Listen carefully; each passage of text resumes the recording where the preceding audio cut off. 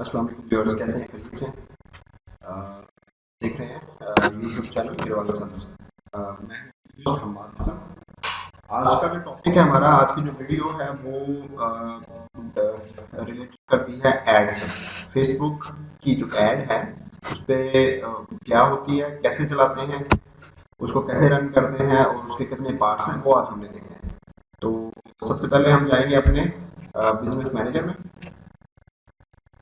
Business manager में जाके हमारे पास जितने भी क्लाइंट्स हैं या हमारा अपना पेज है उसको हम सेलेक्ट कर लेते हैं। ठीक है, तो सेलेक्ट कर लेते हैं। दुबई स्टोर जो है वो हमने सेलेक्ट कर लिया।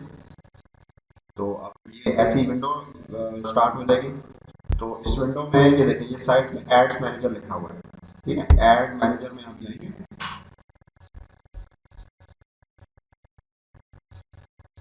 एड मैनेजर, ठीक है। तो इस तरह की ये जो विंडो है ये आपकी कंपेन्स हैं। यहाँ से आपने स्टार्ट करनी है आपकी सारी कंपेन्स।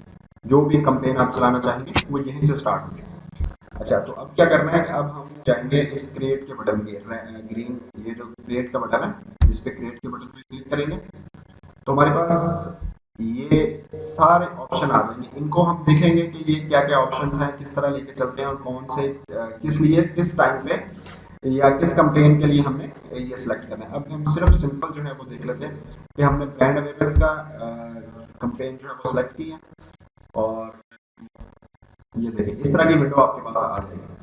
अच्छा, अब इसमें तीन ऑप्शंस हैं या तीन स्टेप्स हैं इस एड को कंप्लीट करने के। सबसे पहला जो है वो कंपेन है।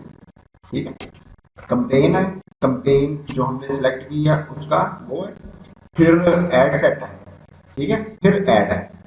अब इनको हम तीनों को वन बाय वन देख लेते हैं कि कंपेन क्या होती है, एड सेट क्या होता है और एड क्या होती है। तो इसमें हमने कंपेन नेम, ये कंपेन नेम आप कर लेंगे। हमने ब्रांड अवेयरनेस की कंपेन चलाई थी तो इसको ब्रांड अवेयरनेस आप कर सकते हैं।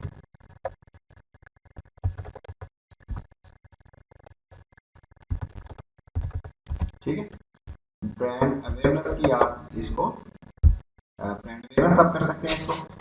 और इट्स अप टू यू, आप जो भी कंपेन का नाम देना चाहें आप दे सकते हैं। ठीक है, कंपेन आपने कंपेन का नाम दे लिया। एड कैटेगरीज है, you are required to declare if your ads are related to social issues, elections और पॉलिटिक्स। इसको आपने सेलेक्ट करना है। लिहाजा ये आपकी कोई भी नहीं होनी चाहिए, यानी ये इलेक्शंस या पॉलिटिक्स से रिलेटेड आपकी ऐड नहीं होनी चाहिए। तो वो जो है वो उसकी कंफर्मेशन चाह रहा होता है। तो इसको जब भी आप करेंगे, जब भी इनिशियल, जब भी वन टाइम आप बिजनेस मैनेजर पे आएंगे, तो जैसे ही आप एड्स मैनेजर में आएंगे तो आपको ऑप्शन देगा, तो उसको आपने नो कर देना है।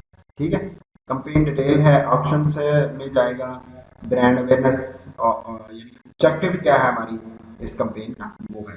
ठीक है, उसमें ए बी टेस्टिंग, ये ए बी टेस्टिंग वो खुद से करता है फेसबुक, जब खुद से करता है तो हम इसको नहीं करते, हम खुद टेस्टिंग करते हैं।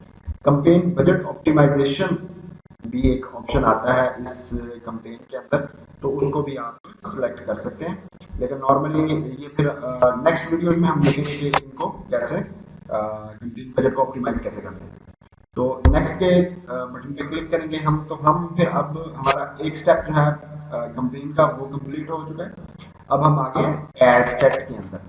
एड सेट में एड सेट का नाम देंगे हम, इसको हम बेशक देख लें।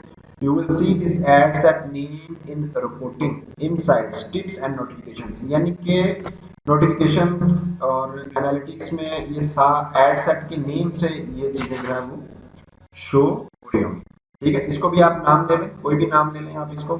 वैसे नॉर्मली इसको जो हम एज ए एजेंसी या इसको एज करते हैं, इसको इंडिविजुअल जब लेके चलते हैं तो इसको नाम देते हैं कि जो हमने ये ऑडियंस सेलेक्ट की होती है उसके अकॉर्डिंगली हम इसको नाम देते हैं कि हमने सेव रहती है हमारे पास ऑडियंस, फिर उसको हम इसलिए एड सेट वो नाम देते हैं इसको। तो उसके बाद आ जाता है हमारे पास बजट एंड स्केड्यूल आ जाती है। आप डेली बजट लगा लें, आप लाइफ टाइम बजट कर लें इसको। ठीक है, तो इट्स अप टू यू, आप डेली बजट कर लें तो वो भी आ जाएगा। स्केड्यूल में आ जाए, स्केड्यूल में आपने आपकी जो इनिशियल स्टार्टिंग डेट है वो ऑटोमेटिकली ये उस टाइम उठा लेगा, और जो एंड डेट है वो आप सिलेक्ट कर लें। एंड डेट ये कर रहा है तकरीबन 1 माह के लिए, उसने ऑटोमेटिकली इसको सिलेक्ट कर लिया। आप इसको कम कर लें, ज़्यादा कर लें, या आपने 2 दिन की चलानी है, 5 दिन की चलानी है, 10 दिन की चलानी है, तो अकॉर्डिंग टू योर रिक्वायरमेंट आप इसको सिलेक्ट कर सकते हैं। ठीक है, उसके बाद आ जाता है ऑडियंस। ऑडियंस बड़ी इंपॉर्टेंट है। ठीक है, ऑडियंस में अच्छा ये जो है ये सेव ऑडियंस, अगर आपने कोई ऑडियंस सेव की हुई है तो यहाँ से आप इसको सिलेक्ट कर सकते हैं। तो लोकेशन आप यहाँ से सिलेक्ट कर सकते हैं। एज उसमें आपने क्या रखनी है, जेंडर्स क्या रखने हैं, यानी कि इसमें आपने अगर पाकिस्तान में चलानी है, इंडिया में चलानी है, यूके यूएसए कहीं भी चलानी है, तो सर्च लोकेशन करेंगे। इसमें सपोज हम इंडिया कर लेते हैं, इंडिया करेंगे तो इंडिया कंट्री, इंडिया कंट्री है, कंट्री को सिलेक्ट करेंगे तो ये दोनों हम पाकिस्तान में भी उसको कर सकते हैं और इंडिया में भी कर सकते हैं। ये उसने सिलेक्ट कर लिए दोनों चीज़ें। ठीक है, तो यहाँ से आप इसको ख़त्म भी कर सकते हैं।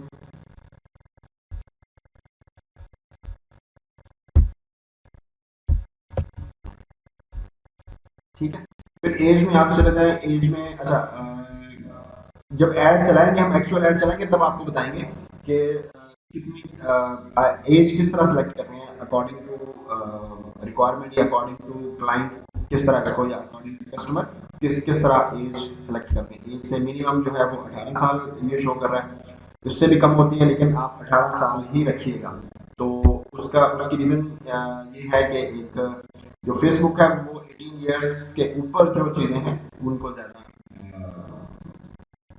क्या लें कि उसको ज़्यादा बेनिफिशियल उसको ज़्यादा बेनिफिट देता है। तो एडिट में जाएंगे, एडिट में सॉरी जेंडर में आप जाएंगे, जेंडर में ऑल भी कर सकते हैं, मेन करना है, वुमेन करना है, तो ये कोई भी आप सेलेक्ट कर सकते हैं। ठीक है, उसके बाद डेमोग्राफिक्स है, डिटेल डेमोग्राफिक्स आप करेंगे, एडिट पे जाएंगे, एडिट पे आपको ब्राउज के ऑप्शन पे जाएंगे, तो ब्राउज में 3 चीज़ें आपको नजर आएंगी, डेमोग्राफिक्स, इंटरेस्ट एंड बिहेवियर्स। ठीक है, इसको हम देख लेते हैं कि डेमोग्राफिक्स में education, financial, life events, parents, relationship, work. ठीक है, ये सारे ऑप्शन इसके अंदर आ जाते हैं। मजीद जब हम इनको लेके चलेंगे तो मजीद ऑप्शंस आपके पास आ जाते हैं, यानी कि ये टारगेट मार्केट आपने अगर आप एजुकेशन सेक्टर से रिलेटेड आपके क्लाइंट्स हैं तो किस किस यानी कि आप ऑडियंस को टारगेट करना है। फाइनेंशियली अगर आप कोई प्लान लेके चलना चाह रहे हैं तो उसको आपकी प्रोडक्ट फाइनेंशियली है तो उसको आप फाइनेंशियल से रिलेटेड है, लाइफ इवेंट से रिलेटेड है तो उसको पेरेंट्स के लिए है तो उनको लेके आप चल सकते हैं। वर्क से रिलेटेड है, आपकी प्रोडक्ट के एम्प्लॉयर्स कौन से हों, कौन सी इंडस्ट्री के एम्प्लॉयर्स हों जिनको आपने टारगेट करना है, इंडस्ट्री कौन सी हो, जॉब टाइटल, लेकिन जिनको आप टाइटल्स को भी टारगेट कर सकते हैं, जैसे आपने सीईओस को टारगेट करना है या ब्रांड मैनेजर्स को टारगेट करना है, तो यहाँ से आप इसको सिलेक्ट कर सकते हैं।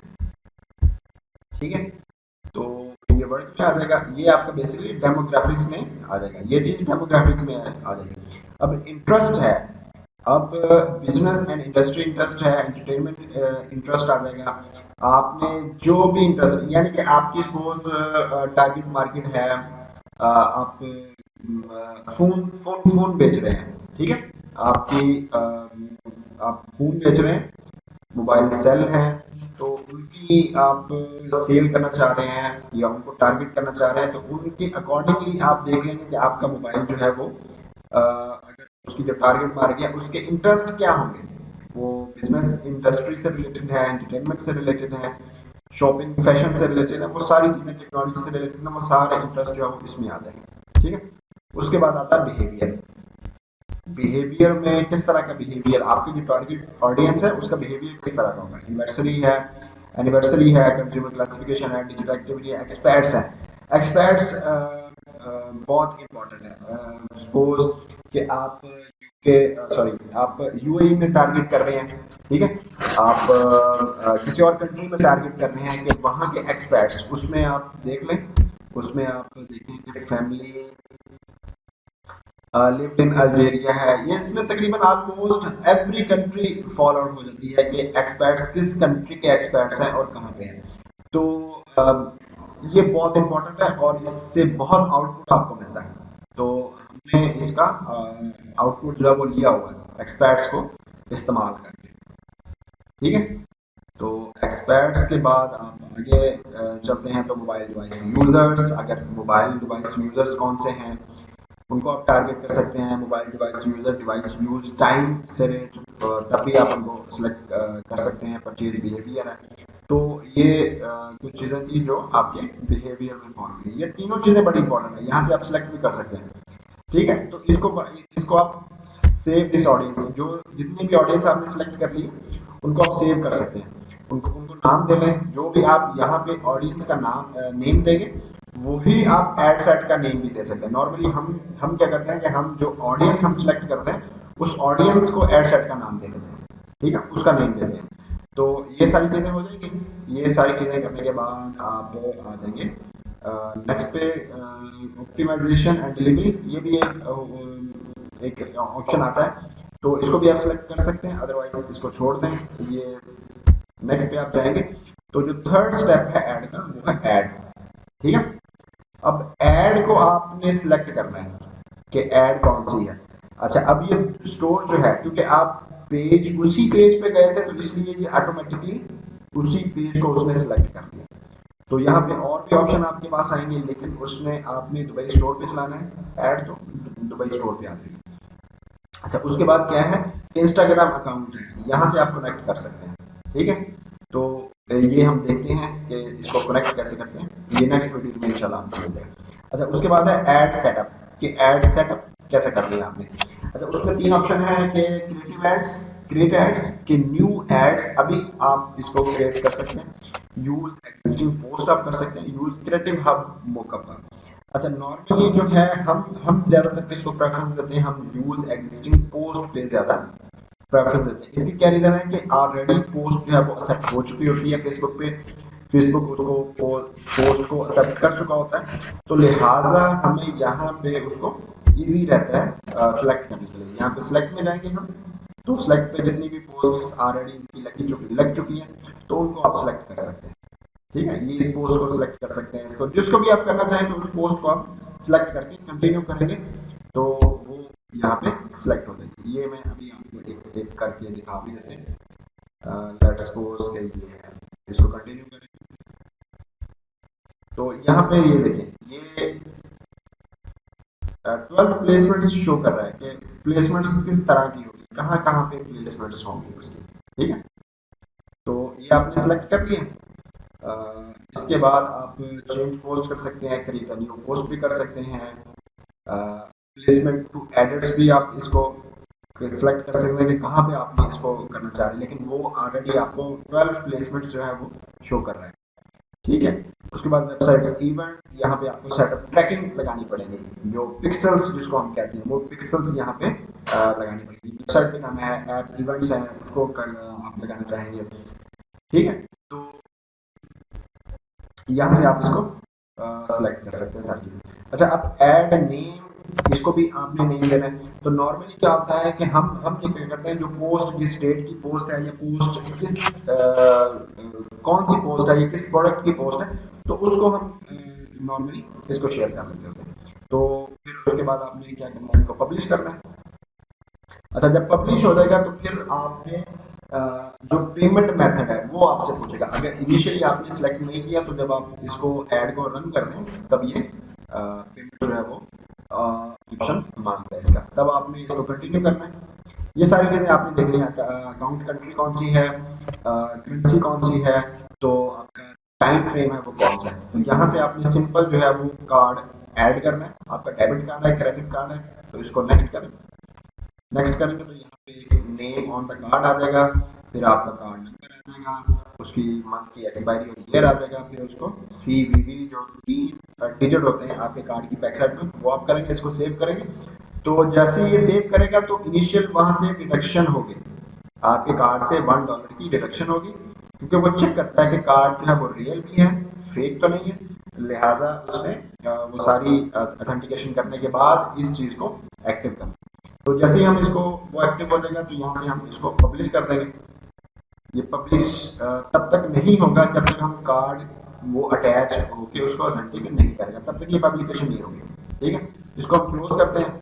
तो इसको अगर सिर्फ हम क्लोज कर दें तो ये फिर भी हमसे कार्ड ही मांगेगा, जब तक हम इसको कार्ड नहीं देंगे ये आगे प्रोसीड नहीं करेगा। तो इसको हम क्लोज कर देते हैं।